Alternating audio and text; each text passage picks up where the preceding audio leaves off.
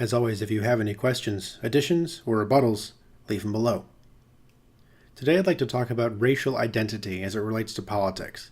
Now, there are two main views of racial identity in politics. The first one is a positive one, which suggests that racial identity not only belongs in politics, but its inclusion is representative of our society's defeat over racism, or at the very least, it's representative of steps in the right direction.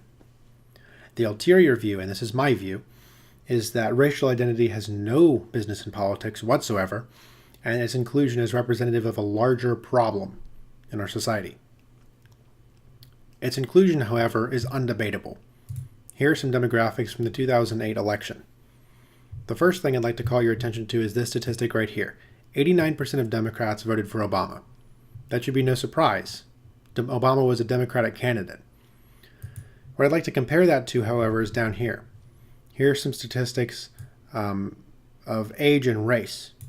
As you can see, black people of any age voted for Obama at a rate of 94 to 96%.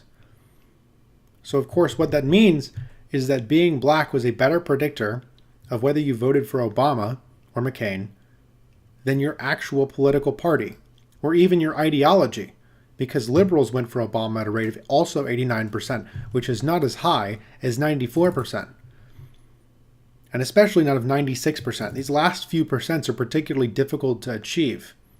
And this seems inorganic, right? Because demographics are not what politics are about. Politics are generally about ideas, right? You go to a political debate. What do you watch? You watch two people debate their ideas about politics. They don't say, I'm a woman. Well, I'm a man. Well, I'm white. Well, I'm gay. That's not what politics is. That's not what debates are. This trend, however, of demographics becoming more and more important in politics is not especially new. Here's a graph from Pew Research Center. It demonstrates that black people have voted at a rate of 74% or higher for Democrats since the 1980s. White people, on the other hand, have been relatively close to the margin. In the 90s, they were at almost exactly the margin, but they have not deviated from it in the Republican direction by more than 25% or so since the 80s. So what does this all mean, and why is it bad in my opinion? The reason it's bad is because you don't vote your race in politics, or at least you shouldn't, because it's not about race.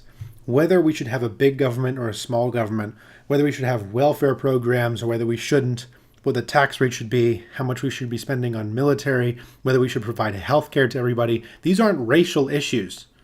They apply to every race equally. There's no reason for one race to be significantly biased in politics. Unless, of course, politics are a racial issue, which at one point in United States history, they were. And that was a dark history. The worst thing we can do is by continuing it and allowing race to continue to be an institution in politics. What's funny is that in spite of the fact that this is generally not an accepted opinion on the left-leaning circles in American politics, it's universally agreed upon in certain examples. One example, of course, is the one I just gave with the Jim Crow laws, but a more modern example is right here. The alt-right is nothing more than an identitarian movement for white people. Black people are, of course, very involved in politics, and they're very biased towards Democrats. Extremely. 95% in the 2008 election.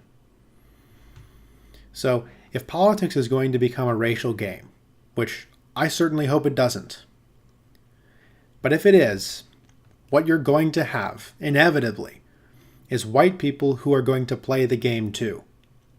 Right? If the rules of the game are race, then white people, some of them, are going to get in on the game and play by the rules. And that's what the alt-right is. Now, I don't like the alt-right any more than any other rational person. It's a disgusting movement that represents the worst in humanity. But so does identity politics, which is why it needs to stop. The continuation of race-based or even gender-based or sexual orientation-based politics will be the death of a republic. A republic is based on philosophy. That's why the Constitution refers to philosophy. That's why political debates are debates between two candidates about their beliefs, not about their demographics. If we allow this to continue, the consequences will simply be the destruction of America as we know it.